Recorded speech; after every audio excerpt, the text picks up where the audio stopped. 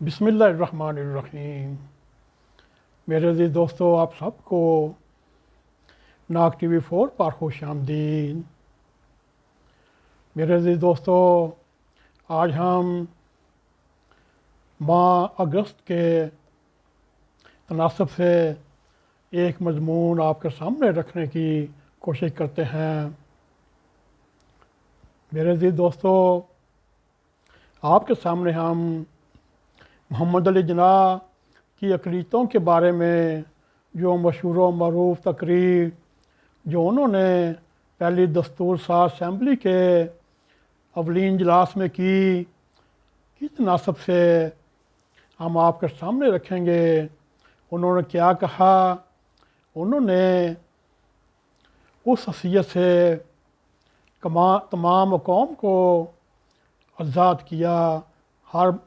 عورت مرد، چاہے وہ کوئی بھی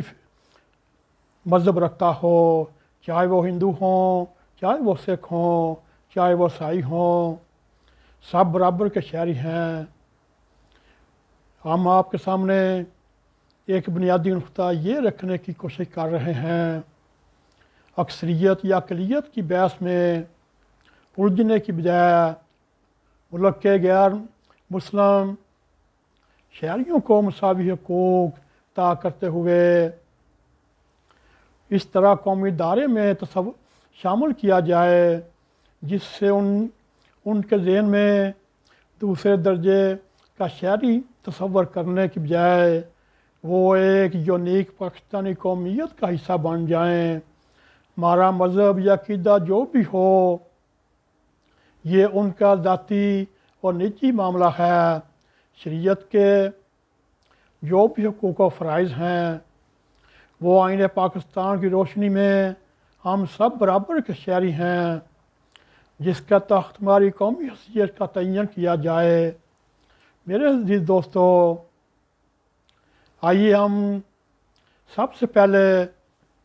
جو قائد اعظم محمد علی جناح نے اولین دستور ساز اسمبلی میں تقریر کی، وہ تقریر بھی یہی تھی کہ آپ کا تعلق کسی بھی مذہب، ذات اور عقیدے سے ہو، وہ آپ کا ذاتی اور نجی معاملہ ہے۔ مملکت کے شہری کی حیثیت سے ریاست کو کسی کے عقیدے سے کوئی غرض نہیں، اور وہ آزاد ہیں، چاہے وہ مسجدوں میں جائیں یا اپنے مندروں میں جائیں یا کسی اور عبادت گاہ میں جائیں۔ ریاست کے لیے ہر مذہب کے لوگ برابر کے شہری ہوں گے۔ میرے عزیز دوستو، یہ تھی چند ہنٹس پاکستان میں محمد علی جناح صاحب کی اس نایاب تقریر پر۔ اب تک بے شمار بحث و مباحثہ ہو چکے۔ قوم کے دانشور اس تقریر کے حوالے سے دو خانوں میں تقسیم ہیں۔ ہمیں 75 سال گزر چکے ہیں، مگر ہم آپس میں یکسو نہیں ہو سکے اور لگتا ہے آئندہ بھی نہ ہو پائیں گے۔ میرے عزیز دوستو، ایک طرف وہ لوگ ہیں جو اس تقریر کو جناح صاحب کی سیاسی زندگی کی اہم ترین تقریروں میں شمار کرتے ہیں، اور تقسیم ہند کے بعد انہوں نے کسی عوامی یا سیاسی اسٹیج پر نہیں بلکہ آئین ساز اسمبلی کے اولین اجلاس میں جب تقریر کی، اور ان کا یہ کلیدی صدارتی خطاب تھا جو انہوں نے واشگاف الفاظ میں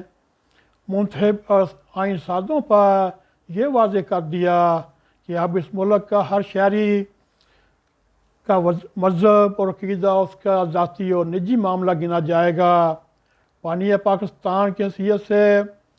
جب وہ اسمبلی کے فلور پر یہ اعلان کر رہے تھے، ریاست پاکستان کو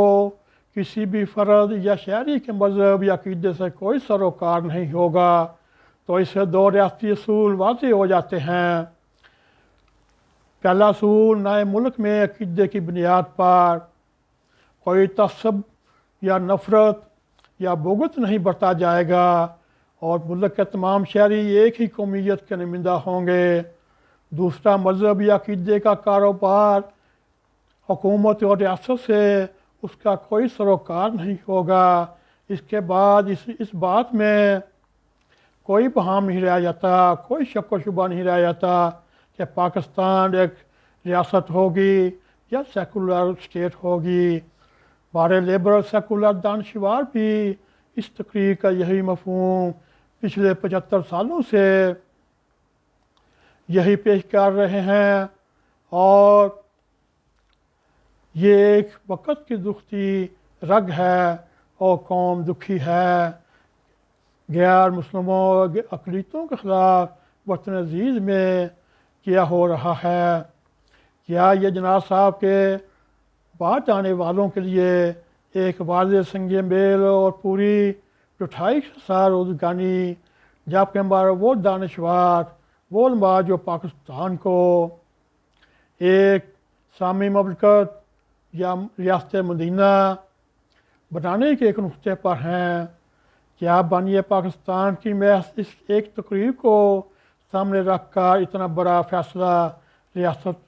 کیا کر سکتا ہے؟ کیونکہ اس کے سینکڑوں دیگر فرائض بھی ہیں اور سینکڑوں تقاریر بھی ہیں، اور یوں ان کی سینکڑوں تقاریر بھی ہیں، ان کو بھی نظر انداز کرنا ناممکن ہے، جو انہوں نے اپنی طویل سیاسی جد و جہد طریقہ پاکستان کے درمیان مختلف مواقع پر کیں اور سیکولر بیانیے پر مبنی اس تقریر کے بعد انہوں نے مختلف موقعوں پر جو کچھ کہا، ان کے اس بیانیے کو بھی نظر انداز نہیں کیا جا سکتا۔ میرے دوستو، اس میں کوئی شک و شبہ نہیں، قائد اعظم محمد علی جناح نے اپنی لاتعداد تقاریر میں اسلام اور اس کے اصولوں کو ریاست کے ساتھ اس طرح جوڑا کہ یہ ایک سیکولر نہیں بلکہ اسلامی ریاست ہوگی۔ انہوں نے نہ صرف یہ قرآن و سنت اور ریاست پاکستان کا دستور قرار دیا، بلکہ نئی مملکت کو اسلام کی ایک ایسی تجربہ گاہ قرار دیا جس میں اسلامی تعلیمات کو رائج کیا جائے گا۔ یوں میرے عزیز دوستو، حقیقت بھی یہی ہے کہ قائد اعظم محمد علی جناح کے بعد ان کے جانشین ملک کے پہلے وزیر اعظم لیاقت علی خان نے اسمبلی میں قرارداد مقاصد منظور کرواتے ہوئے مملکت کے آئین کی بنیاد اس وقت کے علماء کے پیش کردہ 22 نکات پر رکھی، جبکہ اس درویش جیسے سیکولر دانشوروں کو آج تک یہ دن میں بار بار دہرا چکے ہیں کہ ریاست پاکستان کے آئین کی بنیاد دستور ساز اسمبلی کے پہلے اجلاس میں بانی پاکستان نے واضح واشکار الفاظ میں یہ اعلان کیا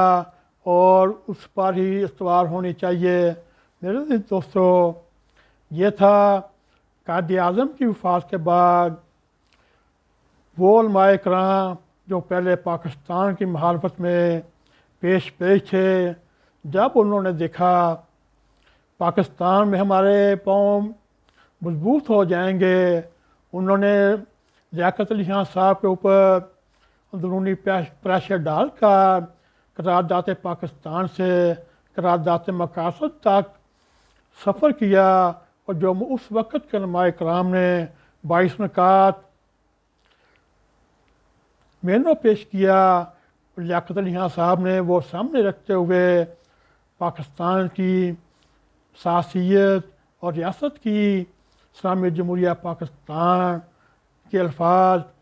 یا مفہوم میں یہ اعلان کیا، اب پاکستان اس لائن پر چلے گا اور علماء کرام کے کہنے پر چلے گا۔ میرے عزیز دوستو، اب یہ بھی دیکھنے والی اور لمحہ فکر ہے کہ ہمیں پاکستان کے وقت ملک میں اقلیتی آبادی کی شرح 22 سے لے کر 25% تھی، جو میرے عزیز دوستو 75 سالوں میں اس وقت کم ہوتے ہوتے 2.5% سے لے کر 3% بھی نہیں رہی، اور اعلی جتنے بھی اقلیت یا دوسرے مذاہب کے لوگ مائگریٹ کرتے ہوئے پوری دنیا میں پھیل گئے، اور جب کہ ہمارے پڑوسی ملک ہندوستان میں بھی اس وقت مسلم آبادی 2.5-3 کروڑ کے قریب رہ گئی تھی، تو آج 26-25 کروڑ مسلمان آبادی انڈیا میں ہو چکی۔ پاکستان کے اقلیتوں کے دکھوں کی داستان نہایت المناک، دردناک، شرمناک اور روٹ اس امر کی ہے، ملک میں نمائشی یا یوم اقلیت منانے کی بجائے ہمیں ان مظلوم، مجبور، محروم بھائیوں کو سینے سے لگاتے ہوئے پاکستانی ہونے کا اعتماد اونٹ کے اندر جاگر کریں، اور یاد رکھیں ہر فرد ہے ملت کا مقدر کا ستارہ۔ میرے عزیز دوستو، یہ ہمارا ایک پروگرام سوچ پاکستانی، سوچ اس پلیٹ فارم سے آپ کے سامنے ہم شیئر کریں گے۔ میرے عزیز دوستو، اگر ہمارا یہ مضمون آپ کو پسند آئے، اس کو لائک بھی کریں، اس کو شیئر بھی کریں، اور کمنٹ سیکشن میں جاتے ہوئے اظہار خیال کرتے ہوئے ہمیں بتائیے آپ کو ہمارا یہ پروگرام کیسا لگا، اور جاتے جاتے ناگ ٹی وی 4 کو بھی سبسکرائب کریں، اور بیل آئیکن کی گھنٹی کو بٹن رکھیں تاکہ ہماری تازہ ویڈیو آپ تک پہنچتی رہیں۔ اسی کے ساتھ السلام علیکم ورحمۃ اللہ وبرکاتہ۔